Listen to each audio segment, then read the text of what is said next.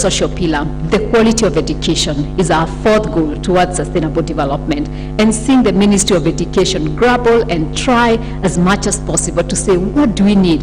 What kind of education do our children need so that they are prepared for the world that they are going into, and the world that is constantly changing. For us, one of the milestones in that is the revival of TVETs. You know, industries have been struggling with technical skills, and because we have a lot of managerial skills that are coming out of universities, but we've not had enough technical skills. And so seeing that and seeing a lot of the TVETs being revived in the different counties, in the different locations, we are looking forward to growing our industries. We've talked about the manufacturing pillar. It cannot grow without the technical skills, and so we need that. And so we're going to continue to push for that even in MTP4. In the health sector, again, a big push on the universal health care. This is a big cost for business. If we do not have healthy employees, then business cannot thrive and the economy cannot grow. And so the need to really ensure that we have the universal health care, and business is there to support. We are willing to give everything that we know how to be able to thrive in this. And so this is another area that we look forward to engaging again in MTP4 and saying, where are we? What have we been able to achieve in MTP4 and MTP3? Where do we need to get to MTP4 so that we have universal health care and care for everyone? Because and this is the time we have felt it the most with COVID. So how do we ensure that we protect our businesses and our people as we go forward and we do not know what we will face next? On the political one, again, as I said, we've remained active. In 2007, we all know what happened to the country, and business came together and said, this cannot go on. Life has stopped. Lives have been lost. Livelihoods have been lost. And we came together and worked with government to where we ended up with the National Accord. And since then, we said we shall not remain on the periphery, but we continue to engage. And so in 2012, 2013, 2016, 2017, we did run a Kenya Daima campaign, and that is basically, it's a campaign that is inspired by KEPSA, but engages all the sectors, religious, civil societies, development partners, youth, women, and others. And really our work is to say, can we be able to have peaceful elections and transitions whenever it's transitions? And we also look at other areas, leadership. Are we really growing our leadership for the Kenya Daima campaign? We've started pushing with voter registration, because as we're saying, if you're thinking about this country, if you're planning about this country through the MTP4, then where are the people? Do they choose the right leaders who will also advance what we are planning?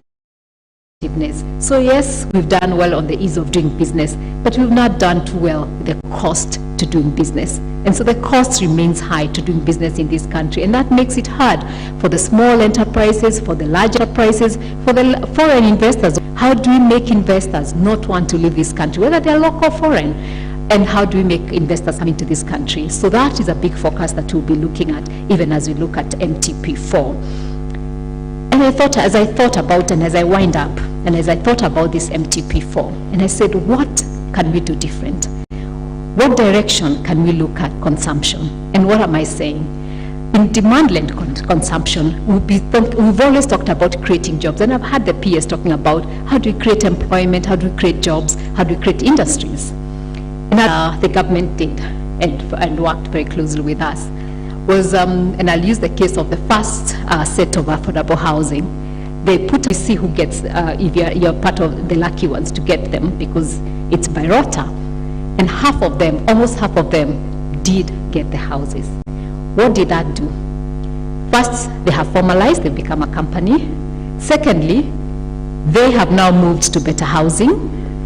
Thirdly, they've employed more people.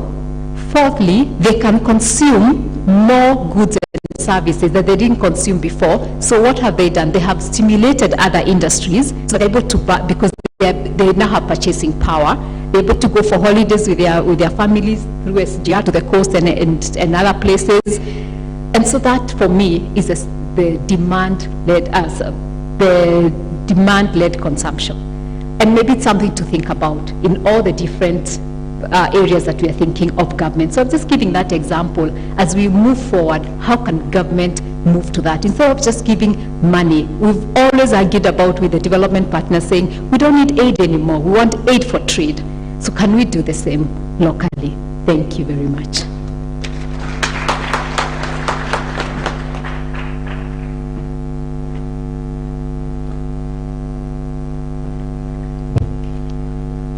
Let's appreciate those remarks once more. Thank you very much, Carol Karaoke, CEO KICC, for your remarks representing the private sector. Indeed, private sector has walked the talk with government in the implementation of the Vision 2030 through all the MTPs, and we are glad that you're able to very articulately draw out the very key achievements of this through the Vision 2030, and also outlining areas of continued engagement as we move in the MTP4. So we thank you for that. Ladies and gentlemen, we will now move to our next speaker.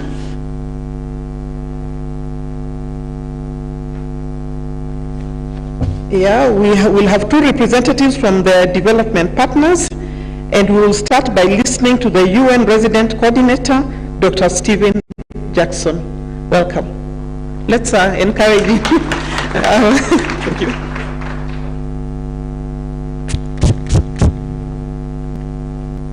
Hamjambo, marafiki.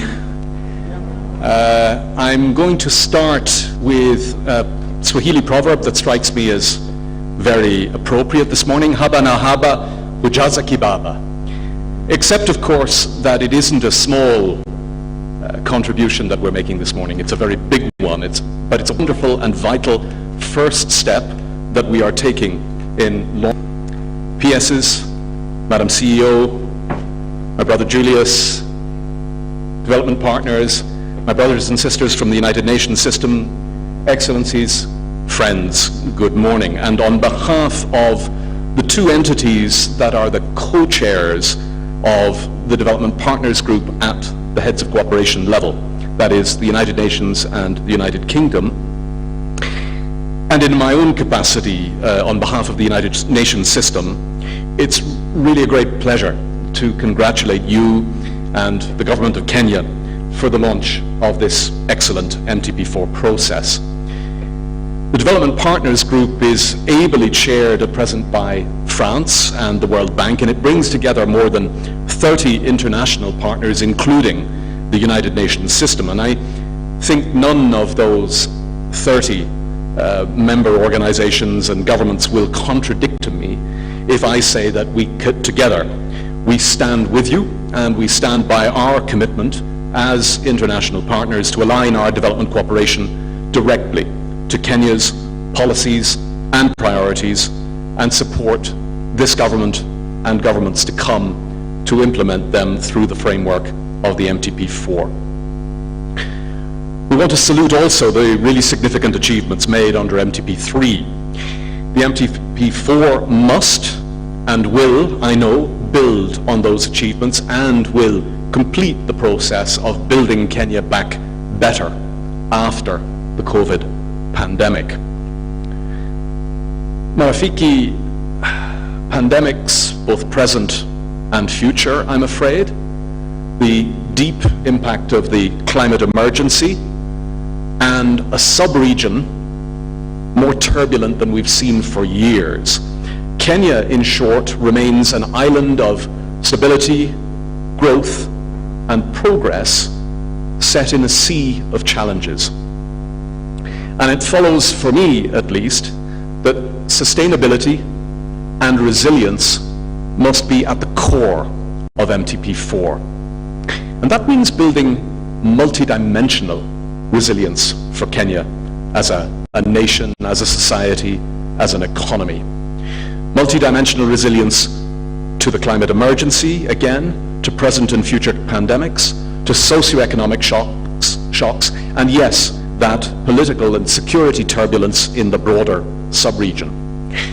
So first, concerning the climate emergency, we, the international partners, want to urge Kenya to continue with a massive ambition to lead the world in setting a low-carbon direction for her green transition. It's not just an obligation.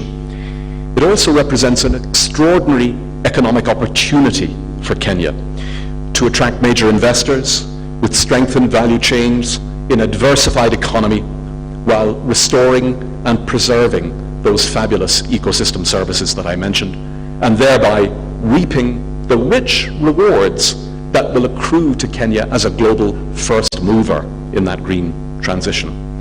The green transition can build and the innovation index amongst the absolute leaders on the African continent, and where also Kenya saw impressive gains in technical and vocational education and training. So friends, coloring the future economic pillar of MTP4 green and maximizing nature-based solutions will attract major investments, put the well-educated and innovative Kenyan workforce to its best use, and create new jobs and employment opportunities for Kenyan youth. A brief point then on socioeconomic resilience following COVID.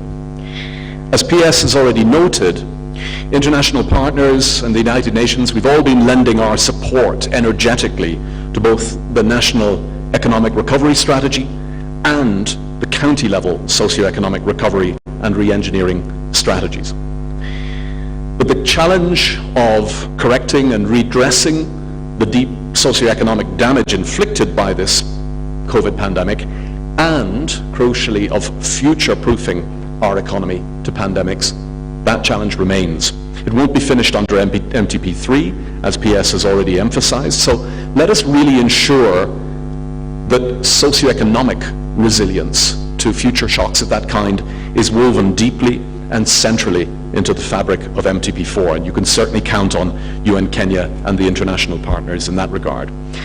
Let me now turn to the third, final, and central, for me, resilience challenge and opportunity. And I'm sure Julius will add many more to this list. Like many countries around the world, Kenya faces an ongoing challenge of social cohesion and inclusive development. National level growth over the last decade, national level growth over the last decade for Kenya has been, in a word, remarkable at the macro level, and remarkably resilient, so the IMF tells us, in the face of COVID, with Kenya posting growth rates at the end of last year that are quite extraordinary given the constraints. So that's not the challenge. The challenge is to ensure that everyone in the Kenyan population is brought on board the same train, that everyone enjoys collectively the fruits of that extraordinary growth, and that everyone makes that journey together towards sustainable development for all and achieving Vision 2030 and the 2030 agenda of the SDGs.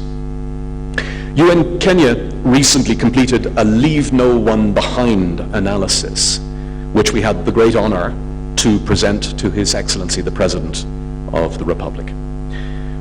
Amongst the Leave No One Behind risks that it identified very clearly were the continued gender inequalities that deeply impact girls and women, who of course, you don't need any reminding, constitute actually more than 50% of the population. The second was the deep, and in some cases deepening, geographical disparities between some parts of the country that are booming and some parts of the country that risk falling behind. And those are principally, in our analysis, the northern and northeastern and other counties that form the ASALs, and also the urban informal settlements.